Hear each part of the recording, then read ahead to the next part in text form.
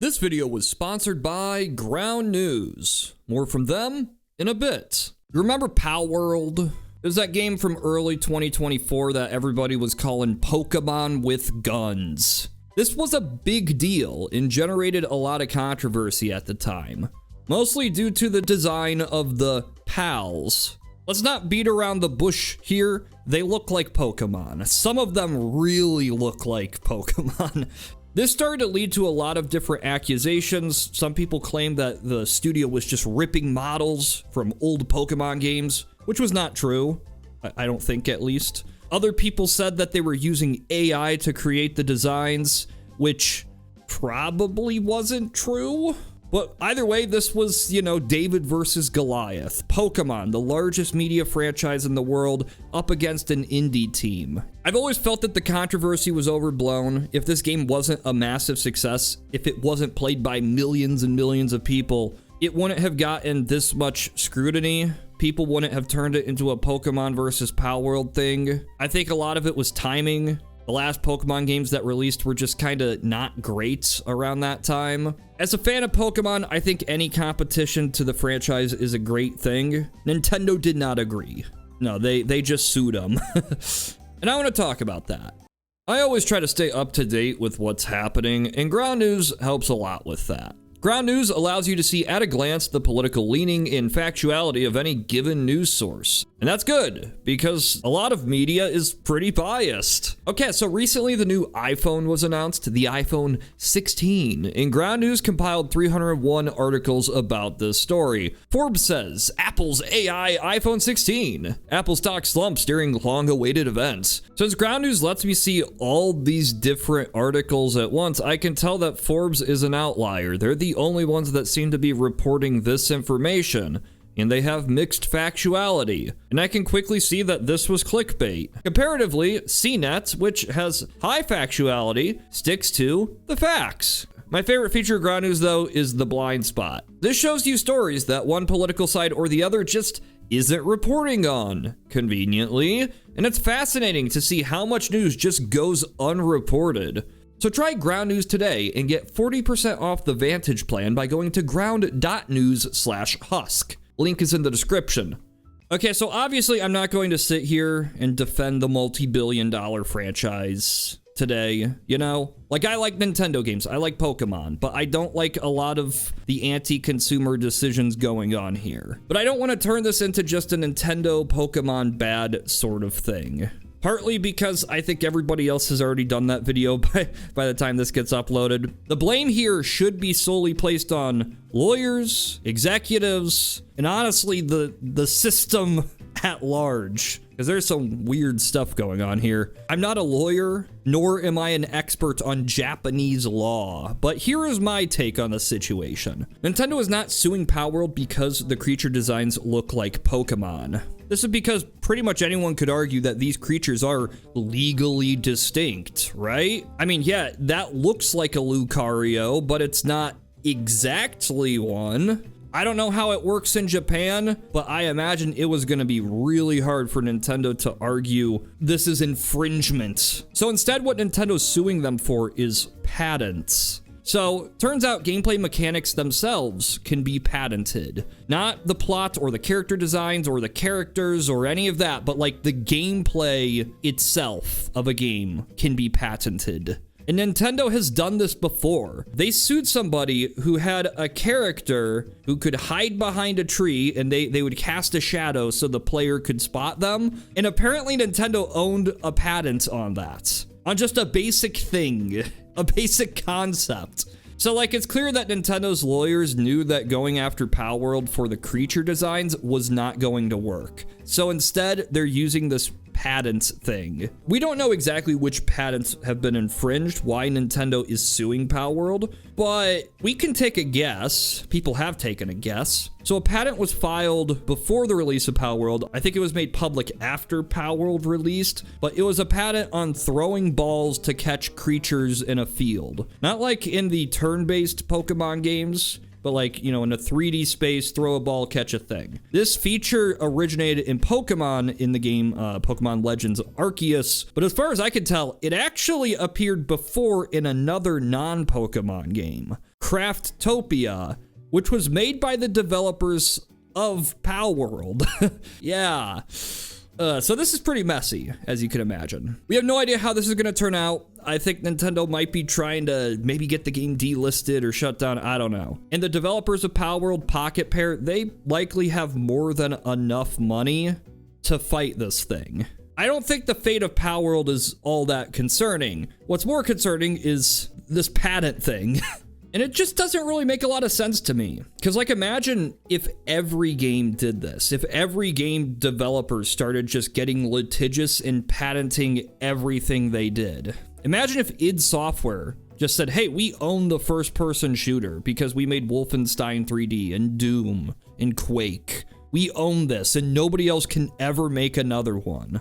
Imagine if Rogue patented the roguelike. The entire genre, again, just would disappear. And the sad part is that the general consensus is that Nintendo will almost definitely win this case because it is Nintendo. They have more money, they have more lawyers, but they have patents.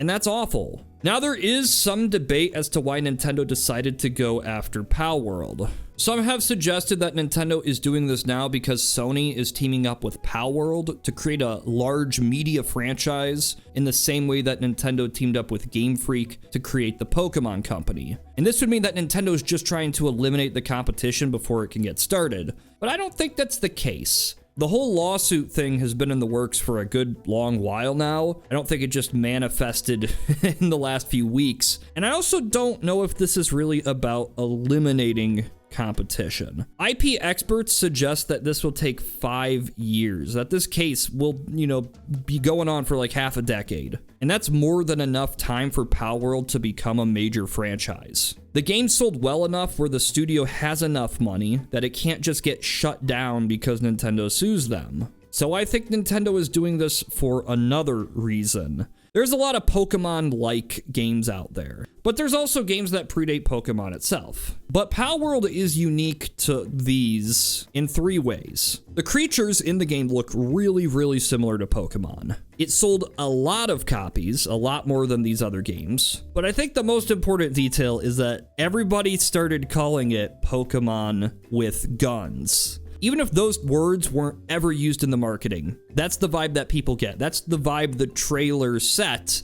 Hey, you want to see your favorite Pokemon with an AK? Here you go. I imagine above all else, this is what got Nintendo's attention. Because it was, in a way, using the Pokemon brand to market a product that wasn't related to Pokemon. And on top of that, it included content that Nintendo likely would not have approved of. I don't really think this is just a way for Pokemon to stop Palworld. I think that would be kind of silly. I don't think the game's gonna get delisted. I think if the developers are smart, they'd make a few changes. But the game's already sold so many copies, they have so much money, they can fight this legal battle. And if Sony remains on board, I'm sure the property will only continue to grow. I think instead Nintendo wants to scare away other studios from trying to do anything like this.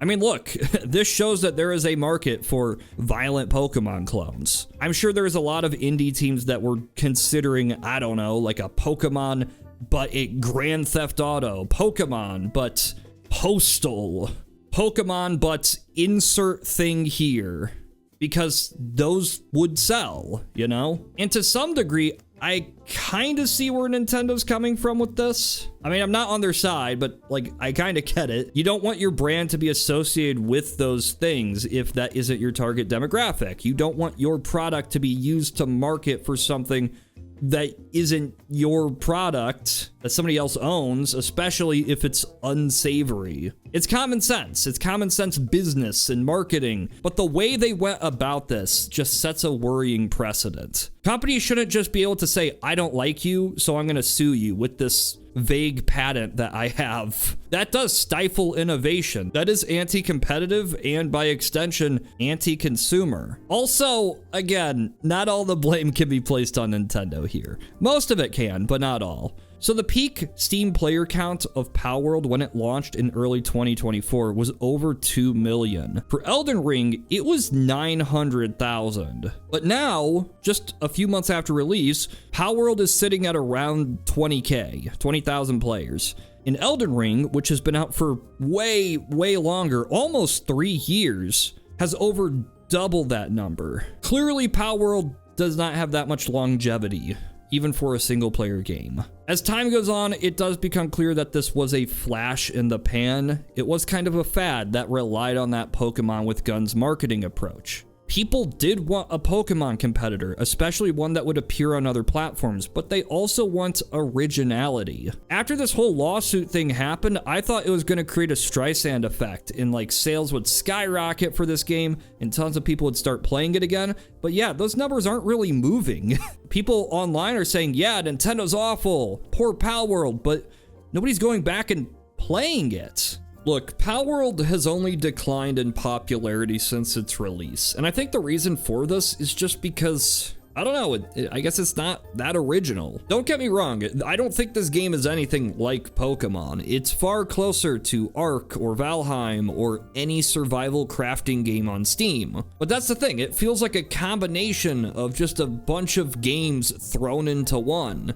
And that means it never had a unique identity all to itself. And I think that's just because there's so many other games out there that can do kind of the same thing, but better. So yeah, sadly, I think it's clear that the success of this game mostly hinged on that shock factor. The appeal of it being Pokemon with guns, rather than being a genuinely interesting Pokemon competitor. This is a really weird situation to me. Pocket Pair has just not made it easy to be sympathetic towards their cause. Like, come on, we knew what they were doing. We knew what Palworld was. We knew Nintendo was going to sue, but most people just assumed it was going to be over the creature designs. And if that was the case, if this was a trademark thing, a copyright thing, this wouldn't even be all that controversial. Because yeah, you show this to anybody and they look similar. Pocket Pair was definitely playing with fire, but honestly, this ended up being kind of a win for them because they made a lot of money. They made a lot of money from this. I don't like Nintendo's lawyers bullying the little guy because they dare to question the powers that be. But at the same time, yeah, Pocket Pair was picking a fight here. You know, they didn't have to make the creatures look almost identical to Pokemon. They didn't have to use these magical spheres that looked exactly like Pokeballs. But they did because that's what the marketing was all about. It was Pokemon with guns. That was the concept. That's why it made a lot of money, and that's why they got sued. But I imagine at the end of the day, they're probably gonna make a lot more money than the amount they get sued for. So I'm sure from their perspective, it was probably worth it. This whole story is just really weird to me. Nintendo is in the wrong here, absolutely. Suing over patents over gameplay mechanics, that shouldn't even be a thing that's possible. It's awful. It is as anti-competitive as it gets. They are using their size to intimidate others, hinder potential rivals, and I think most people can agree, yeah, that is bad. That is a bad thing. But I do think there's more to it than just stopping a new potential Pokemon rival. They have a lot of patents. Nintendo has so many patents that apparently they could just sue the entire gaming industry. They could go after everybody, but they don't. They pick and choose their battles. And I think this is at least in part why they're going after specifically Palworld. It just reflects poorly on the brand. And while I don't agree with how they went about doing this, I don't think that Pocket Pair is completely free of blame here. All art is transformative and derivative of something else and blah, blah, blah. People find inspiration from other works, but there is value in originality. There's inspiration, and then there's, I don't know, cheap knockoffs. And what's interesting is while in the West, a lot of people seem to be siding with Pocket Pal and Palworld, in Japan, way more people side with Pokemon and Nintendo. Now, both companies are Japanese, so it has nothing to do with national pride or anything like that. It's really more that people see this as an ethical issue. They see Palworld as a blatant knockoff. And regardless for the reasons of the lawsuit, people just see Pocket Pal as, well, plagiarizing. This isn't just because of Palworld. Pocket Pair's previous game, Craftopia, was accused of being a Breath of the Wild knockoff. So they already didn't have that great of a reputation. It just feels like a situation where nobody is completely in the right. I mean, Nintendo is definitely more wrong. I think it's extremely dangerous to start abusing these patent laws, to try to delist games just because they're similar to other games. But I also have to admit, I don't like the strategy of any indie company just basing its whole development strategy on copying what other people have already done. Look, I do genuinely hope that a sequel gets made, a Palworld 2, something that expands on all this in a way that feels more fleshed out, something that feels more unique. I'd like to see more originality in the designs, and maybe that will happen. Or maybe the developers will just not do that and make a Hollow Knight clone with survival elements. Oh, that's great. I wonder if Nintendo will give Pokemon guns in the next game, and then they'll put a patent on that. Again, huge thanks to Ground News for sponsoring this video. They're doing great work over there, and right now you can get 40% off the Vantage plan by going to ground.news/husk. Link is in the description. Go check them out.